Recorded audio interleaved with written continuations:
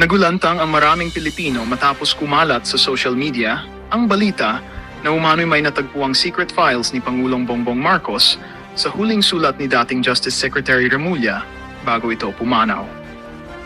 Tinaguri ang death note ng ilang netizens ang dokumentong ito dahil sa di umano'y nakapaloob na impormasyon na naglalantad ng mga sensitibong detalye at posibleng controversial na pangyayari sa pamahalaan. Marami ang nagpahayag ng pagkabigla at pagkakagulo sa online platforms, habang ang iba naman ay nananabik sa magiging epekto ng naturang revelasyon.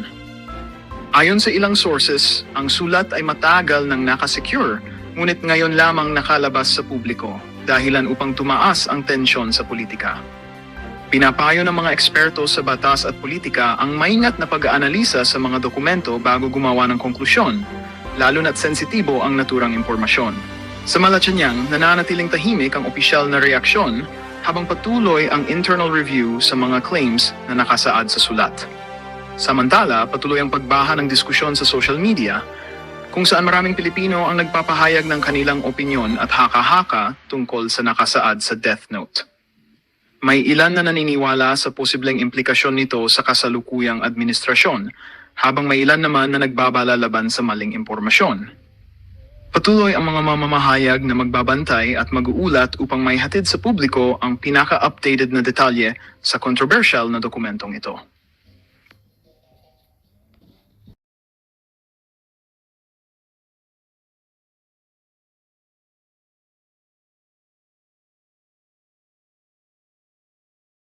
In something very brief, Yan. I'd like to issue a respectful challenge Yan. to our president. Just like before, nung sinabi mong mahiya naman kayo, bakit ayaw mong sabihin sa present na House, mahiya ulit kayo? Sa dami ng insertions, I see Nabota City Lone District Representative Toby Tiangco for a total of 1.116 billion pesos. Mas malaki pa yung insertion kesa sa nakalagay sa net. Yan ho ang napakalupit na hamon netong si Attorney Ferdy Topacio dito kay Marcos Jr. Palakpakan. Ang tanong, ikakanaho kaya yung bangag na yan? Malamang sa malamang, hindi. Duwag ho yang si Marcos Jr. Diba? Ang dami na hong hamon dyan dito kay dating Pangulo Rodrigo Duterte. Ano sabi ng Tatay Digong? Doon tayo sa Luneta. Sabay tayong magpapulburuntes. Kung talagang malinis ka, anong ginawa ni Marcos Jr.? Wala, natakot ho. Hair follicle test nitong si Amy Marcos. So, hindi pa rin ho siya kumakana mapanggang sa ngayong mga panahon na to. At dito rin ho pala sa video na to, pag-usapan ho natin itong si Vince Dizon. Baka hindi nyo ho makilala itong mama na to. Ha? Gusto ko lang ipakita sa inyo yung Vince Dizon dati at Vince Dizon ngayon. Okay? No, yung Vince Dizon dati na hindi pa niya kasama yung mga adik. At kayo na hong tingnan nyo na lang ang kaibahan ng Vince Dizon dati nung kasama ni Tatay Digong at Vince Dizon ngayon na kasama niya ang mga adik. Ito, panoorin ho natin ito mga kababayan. Bago tayo magtungo dito kay Atty. Ferdy Topacio. Game! I think he ran and won because of three things. Number one, because he echoed the voice of the people. Okay. Their disgust at the hardships they go through every day. Their But ngayon kala ko bang nanalo siya dahil sa napanalunan niya ang sentimiento o puso ng bawat isang Pilipino. Ikaw naman, binubola mo na ka. Noon pa lang pala, binubola na tayo nitong si Bulol. Pero in fairness dito, hindi ka Bulol ha.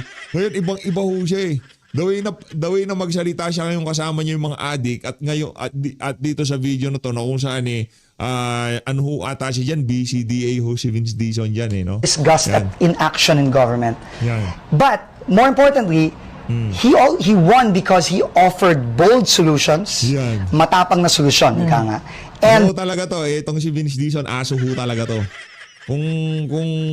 Kung sino hong naghahagis doon sa kanyang buto, yun ho talaga ang amo niya, ika nga.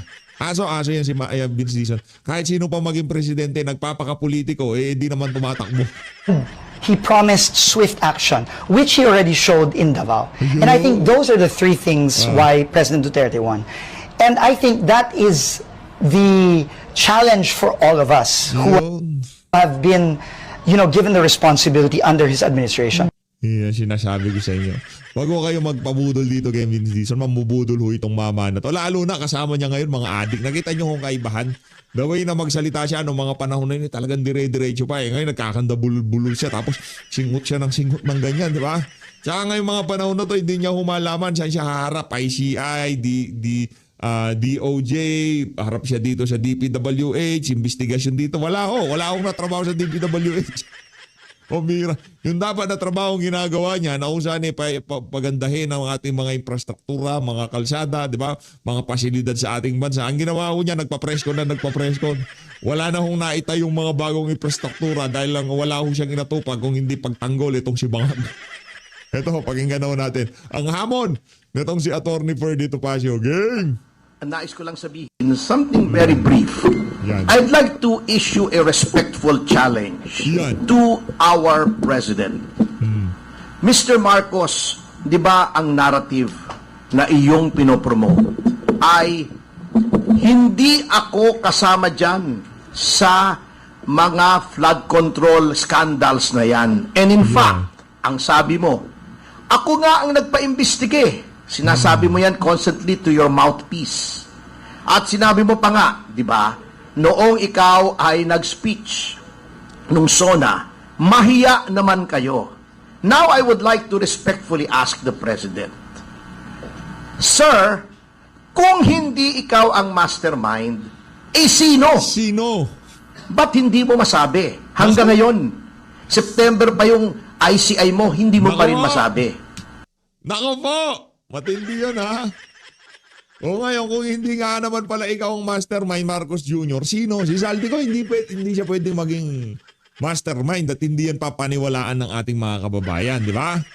Hindi ho siya magiging mastermind. Si Saldico, kailanman hindi magiging mastermind dahil si Saldico, ika nga, yung karakter niya, yung pagiging congressman niya, talagang umikot ho sa pagiging aso nitong si Martin Romualdez. Hindi ho siya pwede maging mastermind.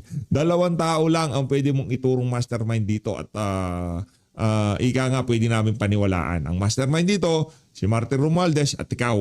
Maliban dito sa dalawa na to, kung sino man, hindi pwedeng bumaba ng ranggo dito sa dalawang pangalan na to ang posibleng maging mastermind dito sa napakalaking skandalo na to na kung saan napakarami nyo ng pinambuhos na tubig na issue at hindi nyo mapatay-patay. Hindi yun lang mapapatay ang issue na yan.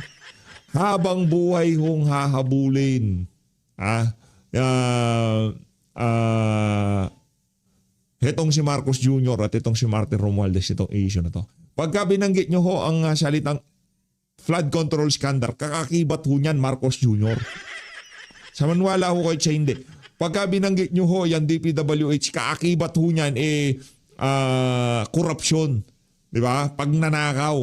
O pagka binanggit nyo ho yung mga katagang insertion, ang kaagad pumapasok sa utak ng ating mga kababayan, Martin Romualdez. Yun ho ang realidad dito. Ang multo na yan, habang buhay ho kayo, nakaratay na lang kayo sa banig ng karamdaman, yan pang humahabol sa inyong mga walang hiya kayong magnanakaw kayo. Di ba?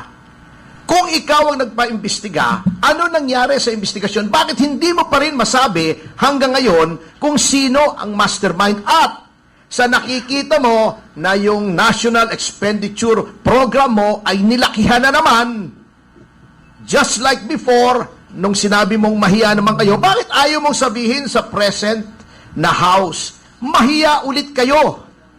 I mean, what gives? Salita lang ba, Mr. President? Are you not going to tell the Filipino people kung sinong dapat mahiya? Sino ba dapat mahiya talaga rito? Kung hindi kayo, sinong dapat mahiya? Yung pinsan mo ba? Yung anak mo ba? Sinong dapat mahiya, Mr. President? Why are you so silent? Bakit puro lip service? So that is my challenge. Ngayon, ito naman public knowledge naman, pero alam nyo, magugulat kayo because alam nyo, yung sinasabi nga po sa Constitution, Rob, na the legislature is the guardian of the public purse. Alam nyo, dapat po ang ginagawa ng ating lehislatura ay magtipid. Kung merong wish list ang presidente under the National Expenditure Program, Siguro, dagdagan mo ng konti, bawasan mo ng konti, but for you to double or treble yung hinihingi ng presidente, there's something wrong. Bakit sa halip na pangalagaan mo yung pondo, tipirin mo, nilalakihan mo pa? Walang iniwan niya sa anak mo eh. Humihingi ng allowance, Dad, may party ako sa Sabado, pahingi naman 1,000. Wag, 800 lang. Ito, baliktad eh. Paano matututo ng fiscal responsibility? Dad, pahingi ng 1,000. Gawin natin 3,000. Saan mo ilalagay yung 2,000? Ha? Yun ang nagtataka ako. Ha? Kita nyo, ito ha. Ito na naman eh. Walang pagbabago mga kasama. Tignan ninyo ha. Kaya sinasabi ko yung speaker, same, different dog, same collar. Ito, umpisahan natin. Yung iba eh, halimbawa si Roman Antonio, ang insertion siya, hundreds of millions. Okay? Kunin na lang natin yung first 5 para hindi kayo maboard. Ang number 5 sa dami ng insertions ay si Nabota City Lone District Representative Toby Tiangco. Nako! Ang Ano nangyari dito kay Toby Tiangco?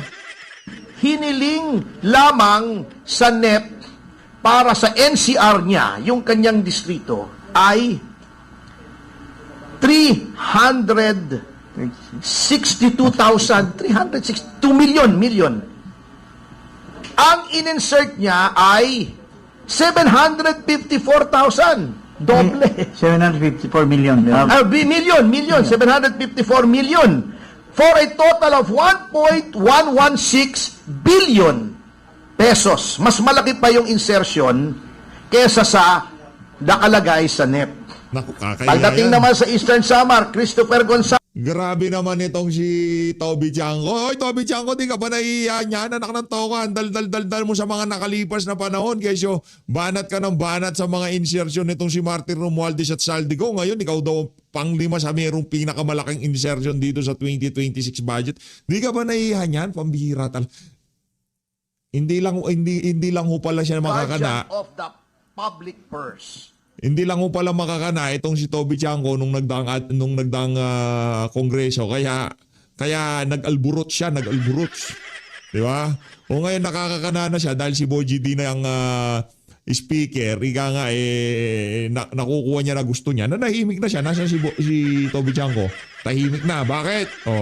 Kasi masaya na ang insertion niya. Tales, 2.7 ang million, 2.7 billion ang hiningi sa NEP. Nag-insert siya ng almost 900 million for a total of 3.6 billion. Eto na.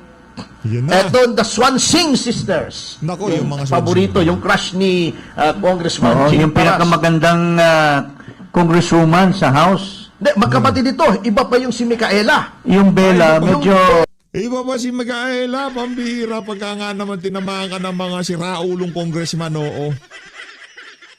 Hindi, yung delikadesa, wala, yung salitang delikadesa, anong to ko, appropriation tong si Swansing.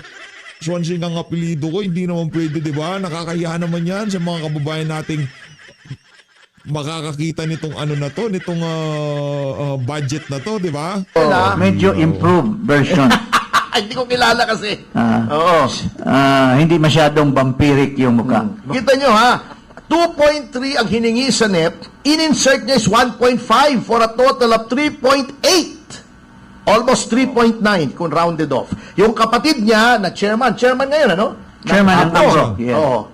1.7 ang in-insert sa 1.6 for a total of 3.4 billion. Ano yung billion ng insertions? Yung magkapatid, ang total insertions ay 3.2 billion yung magkapatid. And Grabe ho, ibang klase kahit pala sinong maupo dyan sa Committee on Appropriation. Yan lang ho talaga tatrabahuin nila kung paano mabigyan ng insertion yung kanilang mga distrito. Hindi ho pagka sinabing insertion masama na ha. Hindi ho natin sinasabi yan. Kaso yung tipong delikadesa para naman hindi mapulaan yung budget dahil lamang sa insertion na ginawa nitong ng mga kamag-anak ni APRO chairperson, 'di ba? Kasi buong budget kahit na matino dahil nga sa masyadong ano ho yan ang tawag ba dyan sa masyadong gahaman ba, di ba? Masyadong matakaw sa insertion yung mga kapamilya. Ngayon, yung buong budget makukompromiso dahil sa mga insertion ng mga kamag-anak nung nakaupong appropriation. Kakadiri kayo, walang yaka kayo. And yung ating speaker na akala natin mag-improve from Alam mo, matino. Mr. Romualdez ay ang hiningi lang sa DPWH na sa NEP ay 1.1 billion. Ang in-insert niya ay 2.6, halos triple. Tinriple niya for a total of 3.783 billion pesos. Yan ba ang reform budget? Yan ba ang nahiyang mga tao? Hindi po sila nahiya. What are we going to do with this? Bago si Vince Dizon, sapagkat alam naman natin alter ego siya ng presidente, kunyari pa, binawasan niya, bago nag-sorry, insufficient data daw, ginastify pa niya yung increase.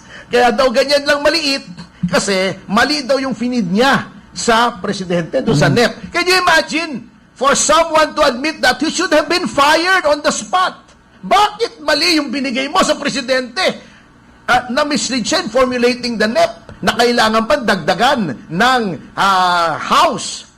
Can you imagine ang pinagluloko tayo? So, yan po ang sinasabi ko. There seems to be no hope. Hanggang matapos po ang termino nitong Pangulong ito, ganyan po ng ganyan. Dahil nga, hindi po sila pwede magtanggal ng insertions kasi ipanunuhol po nila yan. Pagdating ng February 26 ba? O 6? Yung February deadline. 26. 6. Yung Pagdating ng February 26, deadline of the 1 year. kakailanganin nila yung perang yan. Sapagkat katulad nga na sinabi ni Chairman Cardema, depende ang budget mo doon sa agreement or disagreement mo doon sa pinagagawa nila sa iyo. Ayaw mong pumirma, wala kang budget, pipirma ka, sagana ka sa budget. So, yun po ang malaking problema kung bakit never na mare-reform ang ating budget. Okay, so bago po tayo makinig sa iba pang, Hindi, diretso ho natin to kay doon pa rin sa pagsasalita nitong si Atty. Ferdy Topacio. Kay Jing Parasu pala susunod. Tuloy natin. follow up ng mga comments about that, no? We just want to acknowledge ngayon, kasama po natin sa Zoom si Dr. Lorraine Badoy. She's a physician, political commentator, and also the former spokesperson of NTF-LCAT. So, Dr. Lorraine, naririnig po ba kami? Yan si Dr. Lorraine. Sige po. Give us your opening statement. We just started and we wanna hear. Ayun na nga mga kababayan, lipat ho tayo dito kay Eli Saludar. Isa ho ito sa mga malupit sumalansan sa mundo ng social media ngayon. Dito sa video na to, tatalakayan niya ho yung nangyari dito kay Yusek Catalina Cabral. Ayan po, napanood nyo ang kwento ni Cardo Hernandez, yung personal driver po ni dating Yusek Catalina Cabral at yung kanyang mga huling sandali at hanggang sa humantong di umano sa pagkamatay sa Cannon Road, yan po sa Tuba, Benguet. At sa panahon po ng Billionaire News Channel ay napansin na umano ni Hernandez yung pagkabalisa dito pong si Cabral habang nasa gilid po ng bangin diyan po sa Cannon Road. So siguro mga kababayan ay dito ho, siyempre hindi po natin maiwasan na marami po ang magtaka, magulat at magduda dito po sa sinasabing di umano'y pagkamatay. So una ay ito ho ba talaga ay aksidenteng namatay o pinatay? Kung nahulog, itinulak ba o anuman? Yan po.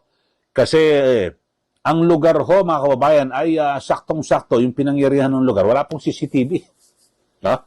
Wala pong makakapag dadagdag at makapaglilinaw na may ebidensya kung ano talaga ang totoong nangyari. Kasi kung dito ho yan sa Metro Manila at yung mga pangkaraniwang lugar, marami ho. Dito sa atin, ay napakarami ho ng mga CCTV. Taga Quezon City ho yan Si Cabral at bakit napunta ho ron sa Tuba, Benguet sa Quezon Road, maaaring aakyat ho siya sa Baguio kung ano man, kasama ang driver. So, baka, kasi ito, hindi maialis sa mga mag-iisip na, baka may tumawag, makita tayo doon sa sa may Quezon Road at doon natin pag-usapan yung ating mga plano dahil isa po ito sa sa sasampahan po ng kaso Ito pong si dating Jose Cabral. Yun ho mga kababayan. So talagang naharap na po siya, no? So sa kabilang banda ay kung yan po naman ay may foul play, siguro imbestigahan din po ng ating mga otoridad. Kaya lang masaklap po rito. Wala pong CCTV sa lugar na ganyan. Mga kabayan, bundok na ho yan At pangalawang anggulo ay maaring nagpakamatay.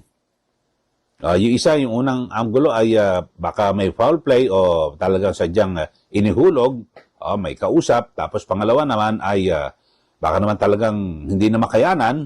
Di ba? Meron di isang taga-TVWH sa mga nakarabon napaulat na nag-suicide So ito, baka gano'n, nag-suicide. Mga kababayan. Tapos yung pangatlo naman, aksidente. Yan po ang mga ang mga anggulo na lumalabas so ngayon. Tapos, meron pang pang-apat. Dapat siguro doon na baka nasiyahan talaga. Kasi baka naman palabasin na namatay na, tapos bigla nang nawala na siya sa eksena. So, pwedeng ganun. 4 ho yan na anggulo, Ako ho, yun ho nakikita ko ngayon. Ewan ko kung nakita ko ito ng pulis. Una, may foul play. Posibleng talagang pinatay, may kinausap, tas inuhulog, patay. Pangalawa, yung talagang aksidente, nahulog, patay. Pangatlo ay, yun nga yung sinasabi ho natin kanina na baka naman na talagang, wala, nagpakamatay ho talaga. Tapos yung isa naman baka gusto lang mawala sa eksena para labasin na patay. Yun ho. Kayo ho, ano ang masasabi nyo ho rito mga kababayan sa pangyayari ito? Kasi kung atin pong matatandaan, ay ito pong si Jose Cabral ay siya po ay nag-resign bilang USEC sa gitna po ng isinasagawang investigasyon ng Senado. Dito po sa sa flood control project at nakusan ay 'di ba, isa po siya sa itinuturo mismo ni dating Yusek Bernardo na kung saan ay siya po yung may maraming alam. Kaya nga 'di ba nung nagkaroon po ng hearing diyan po sa Senado, lahat po ng tinatanong itinuturo itong si Cabral Kasi bago pa man lumabas yung budget may sa publiko ay kasama siya sa naghahanda Kung inyo pong matatandaan ay ito pong si Cabral ang di umano ay nag-text kay Senate President Tito Soto at nagtatanong kung anong gusto niyang project na ipasok i-insert sa panukalang budget. Panukala pa lang ho yun, binabalangkas pa lang ho yung budget ho ng DPWH. Tinatanong parang 500 million ata yun. Pero ang sabi, di umano, sabi ho ni Senator Tito Soto ay kanyang tinanggihan. Ang nagbunyag ho niyan, si Senator Ping Lacson, mga kababayan. So siguro, kilala niyo naman ho at nakita niyo naman ho yung mga balita patungkol ho rito kay Jose Cabral. So abangan ho natin yung mga iba pang mga detalye ng sinasabing aksidente o talagang sinadyang pinatay o nag-suicide o baka naman parang gusto niya parang mawala na po sa eksena o fake yung pagkamatay. So may mga ganyan, 4 ho yan binabanggit ho natin na anggulo.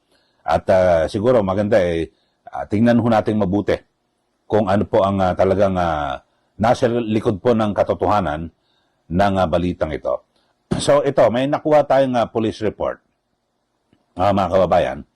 At ito po ay police report mula po sa Provincial Director Benguet, PPO. Ito, for Regional Director, PRO CAR. Ito ho, panoorin nyo mga kababayan. Babasahin ko lang, At yung police report, ito ho, sabi, nakalagay, when 9:30 p.m., December 18, 2025, where Cannon Road, Buwed River, Camp 6, Camp 4, Barangay Camp 4, Tuba, Benguet. Who?